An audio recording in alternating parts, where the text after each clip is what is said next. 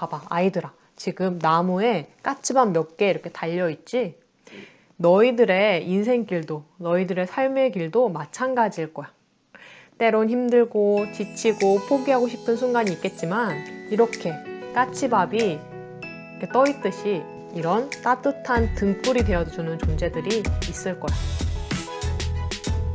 여러분 안녕, 햄플쌤이에요. 오늘은 송수건의 까치밥 같이 배워볼게요.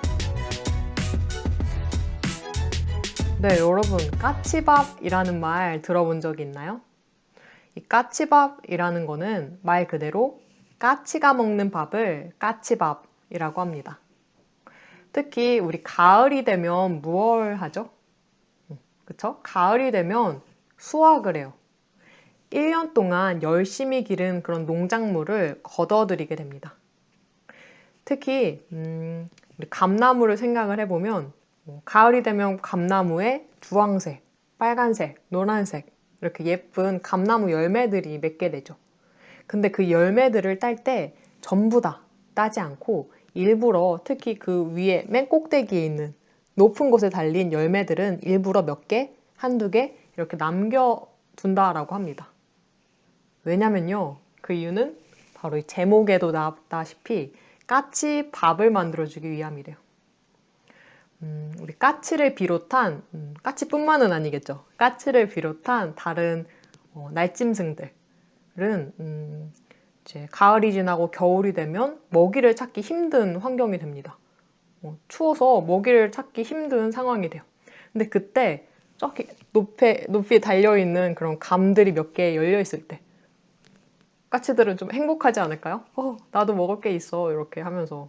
그래서 일부러 우리 예로부터 조상들은 감나무의 열매가 맺더라도 전부 다 따지 않고 일부러 그러한 다른 동물들을 위해서 몇 개, 한두 개씩 이렇게 남겨놨다라고 해요. 그런 걸 묶어서 까치밥이라고 한답니다. 이 까치밥이라는 말은 뭔가 타인을 위한, 다른 대상을 위한 사랑과 애정과 배려와 인정이 담긴 것이라고 상징한다고 볼 수 있는 거죠. 그렇죠? 오늘 까치밥이라는 시 같이 읽으면서 또 어떤 공존을 위한 배려심 이런 게 드러나는지 같이 또 자세하게 읽어보면서 확인해 보도록 할게요. 고양이 고양인 줄도 모르면서 긴 장대 휘둘러 까치밥 따는 서울 조카들이여. 그 까치밥 따지 말라. 지금 서울 조카들에게 까치밥 따지 마 라고 이야기하는 부분이에요.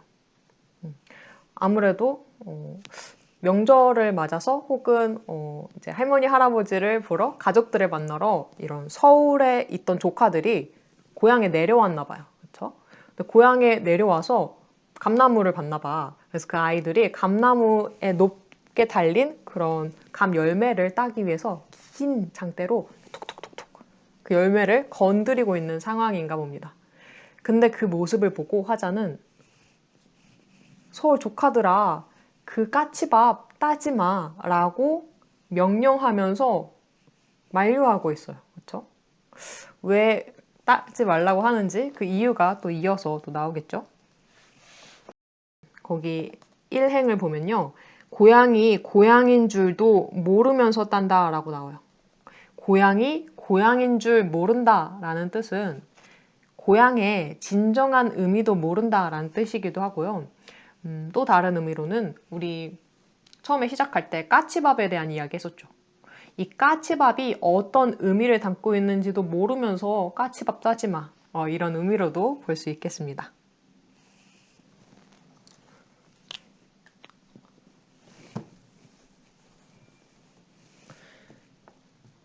지금 고향의 까치밥이 나오죠.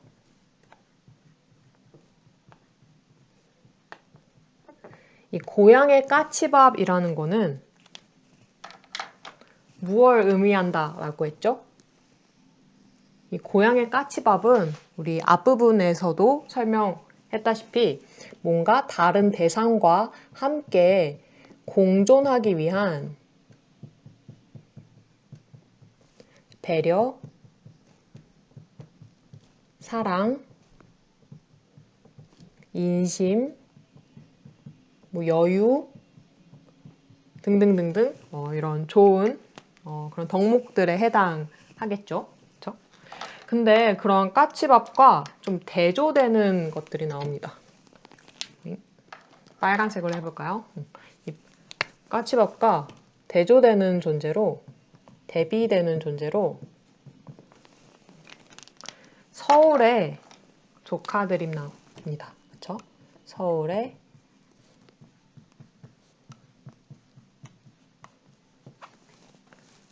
조카들이 나오죠. 이 서울의 조카들은 이러한 까치밥의 진정한 의미도 모르고 막 장대로 열심히 따려고 하는 그런 존재들이에요. 그쵸? 그래서 화자는 이 서울 조카들 보고 까치밥 따지 마 라고 이렇게 명령형 어미를 써서 이야기를 하고 있는 상황이고요. 네. 더 이어서 읽어볼게요. 남도의 빈 겨울 하늘만 남으면 우리 마음 얼마나 허전할까. 그렇죠? 만약에 까치밥을 전부 다 따가지고 하늘에, 겨울 하늘은 특히 나뭇가지의 낙엽도 다 떨어진 상태라서 나뭇가지만 이렇게 덩그러니 남아있는 상황인데 그때 까치밥마저 없으면 그렇게 몇 개 빨갛게 익은 그런 감들마저 없으면 그냥 빈 파란 하늘만 보이는 상태가 되겠죠. 그래서 그런 하늘이 되면 우리 마음은 얼마나 허전할까라고 하면서 삭막한 그런 까치밥이 없다면 삭막한 풍경에 대해서 이야기를 하고 있어요. 지금 여기서 허전할까라고 하면서 서리법을 썼죠. 화전할까, 허전해라고 허전하다라는 걸 강조하기 위해서 서리법이라는 표현 방법도 썼습니다. 살아온 이 세상 어느 물굽이 소용돌이치고 휩쓸려 배줄일 때도 지금 여기서 이 세상의 어느 물굽이라는 것은 어떻게 보면 인생의 그런 굴곡을 상징한다라고 볼 수 있겠고요. 그렇게 어려울 때에도 공중을 오가는 날짐승에게 길을 내어주는 그것은 따뜻한 등불이었으니 지금 여기서 이 그것이라는 것은 까치밥일 테고요. 까치밥 보고 따뜻한 등불이라고 이야기를 하고 있어요. 이 까치밥이 등불이래요. 이 까치밥은 이런 날짐승들을 위해 남겨놓은 감 몇 개라고 했죠. 근데 그 익은 감을 보면 마치 그런 빨간 감을 보면 등불 같기도 해요. 그렇죠? 이렇게 밝은 따뜻한 빛을 내는 불 같기도 하죠. 그래서 이 까치밥을 따뜻한 등불이라고 하면서 비슷한 이미지로 이렇게 비유를 하고 있기도 합니다. 지금 따뜻한 등불이라고 했죠. 이 따뜻한 등불은 이 빨갛게 익은 그런 감과 감은 이렇게 있겠죠? 이렇게 딸기 같긴 한데 감이에요. 감이에요. 이 이미지가 유사하기도 하지만 또 가지고 있는 속성도 비슷합니다.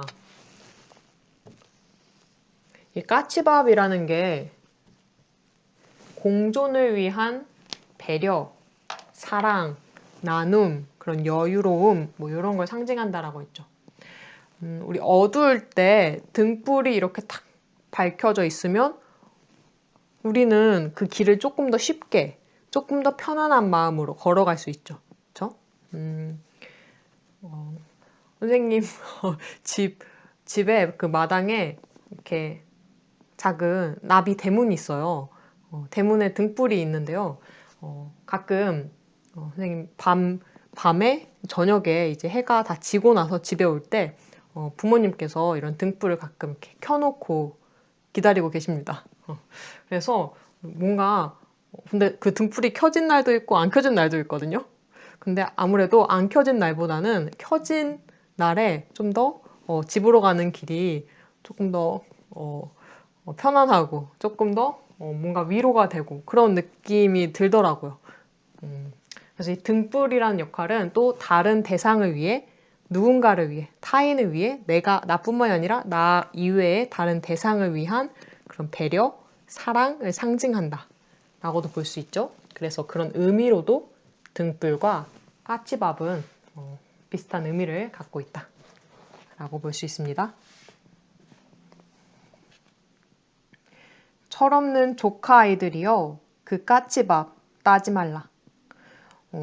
지금 읽은 부분은 우리 앞서 위에서 봤던 특히 이행과 굉장히 비슷합니다. 그쵸? 그 까치밥 따지 말라라고 하면서 같은 그런 식구를 반복을 하고 있어요. 그쵸? 지금 여기서 반복도 쓰였고요. 약간 변형해서 쓰이기도 하죠. 그래서 반복과 변주가 일어났다 라고도 합니다.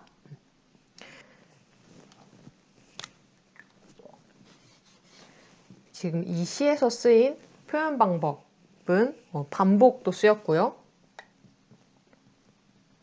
완전 똑같이 쓰는 게 아니라 약간 변형해서 쓰는 변주도 쓰였죠. 지금 서울 조카들에게 화자가 까치밥 따지 말라라고 약간 명령하는 듯한 어조로 이야기를 하고 있어요. 그렇죠? 명령형 어미를 사용해서 단호하게 이야기합니다. 까치밥 따지 말라 이렇게. 그렇죠? 그러니까 지금 서울 조카들이 그런 명령을 듣는 청자죠. 듣는 사람 청자이고, 그럼 청자가 있으면 말하는 사람도 있겠죠. 화자, 시의 화자도 있고, 그렇죠? 직접 화자가 청자인 서울 조카들에게 까치밥 따지 말라라고 말하는 구조다라는 걸 또 알 수 있어요. 그러니까 그만큼 까치밥이 중요한 존재다라는 걸 더 강조하기 위함이겠죠. 또 이어서 볼게요.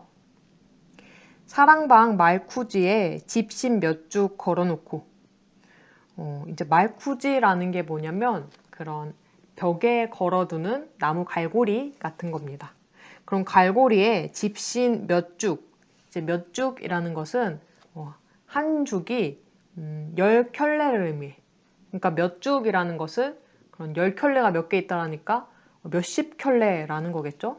2, 30켤레 요 정도? 아무튼 몇십 켤레를 걸어놓고 할아버지는 무덤 속을 걸어가시지 않았느냐. 여기서 무덤 속을 걸어가셨다라는 거는 돌아가셨다라는 뜻이겠죠.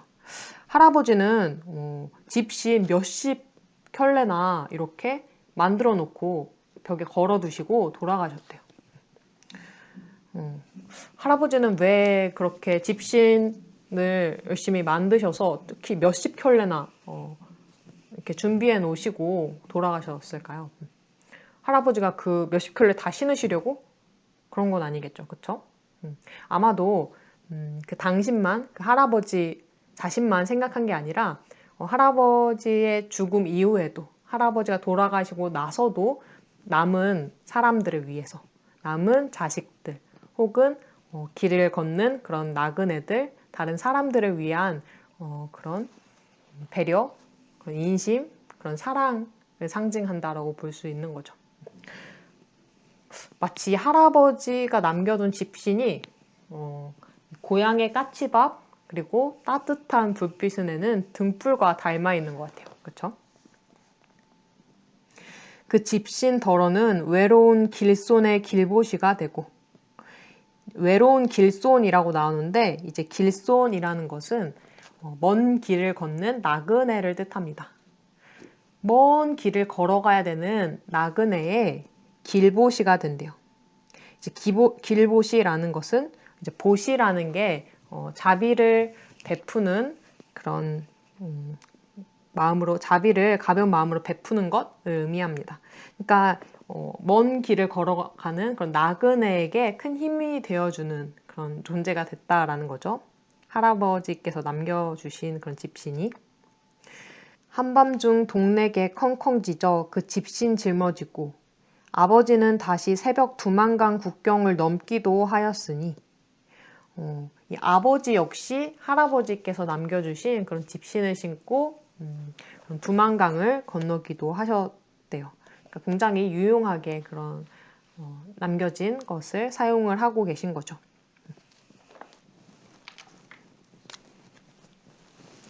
지금 여기 집신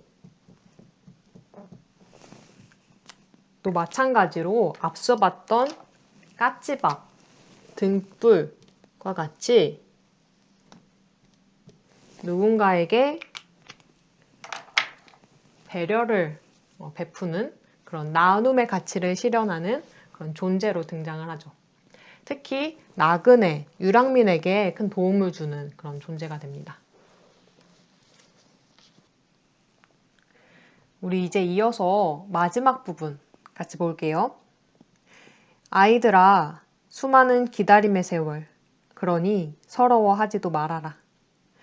지금 또다시 아이들아 라고 하면서 누군가를 부르고 있어요. 이 아이들아 라고 할 때 이 아이들은 우리 앞서 봤던 서울의 조카들이라고도 또 볼 수 있고 또 지금 이렇게 살아가고 있는 젊은 세대들을 말하고 있다라고도 볼 수 있죠. 그런 젊은 세대들한테 이야기를 합니다. 수많은 기다림의 세월, 그러니 서러워하지도 말아라. 젊은 세대들은 앞으로 살아가야 될 그런 인생길, 삶의 길이 아직 길게 많이 남아있겠죠. 그런 삶의 길을 걸어갈 때면 즐겁고 행복한 일도 있을 테지만 때로는 어렵고 힘들고 외롭고 고단한 길을 걸어가야 될 때도 있을 겁니다. 그렇죠? 그러한 기다림의 세월을 서러워하지 말아라 라고 마찬가지로 명령형 어미를 써서 이 화자는 형자에게 이야기를 합니다. 그러면 왜 서러워하지 말라고 하는지, 어렵고 힘든 길을 걸어갈 때도 서러워만 하지 말라고 하는지 밑에 이야기가 나오겠죠? 눈 속에 익은 까치밥 몇 개가 겨울 하늘에 떠서 아직도 너희들이 가야 할 머나먼 길 이렇게 등 따숩게 비춰주고 있지 않느냐. 왜 서러워만 하지 말래요? 왜냐면 지금 아이들아, 지금 나무에 까치밥 몇 개 이렇게 달려있지?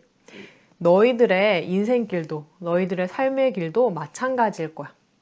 때론 힘들고 지치고 포기하고 싶은 순간이 있겠지만 이렇게 까치밥이 이렇게 떠있듯이 여러분의 길, 너희 길에도 이런 따뜻한 등불이 되어주는 존재들이 있을 거야. 그러니까 서러워하지 마 라고 이야기를 하고 있어요. 이 까치밥이라는 존재를 다시 이야기를 하면서 다시 타인을 위한 나눔, 사랑, 공존의 그런 배려, 그런 이타적인 태도에 대해서 이야기를 하면서 마무리하고 있습니다. 네, 그러면 우리 간단하게 이 시와 관련한 이 시에 드러나는 표현상의 특징 몇 가지 정리하면서 마무리를 해보도록 할게요. 먼저 이 시는 말을 건네는 방식으로 깨달음을 주고 있습니다. 서울 조카 아이들이여, 철없는 조카 아이들이여, 아이들아 와 같이 화자가 청자에게 말을 건네는 방식을 가지고 있죠. 동일한 문장을 반복하면서 의미를 강조하고 있기도 합니다. 그 까치밥 따지 말라 와 같은 문장을 동일하게 반복을 하고 있죠.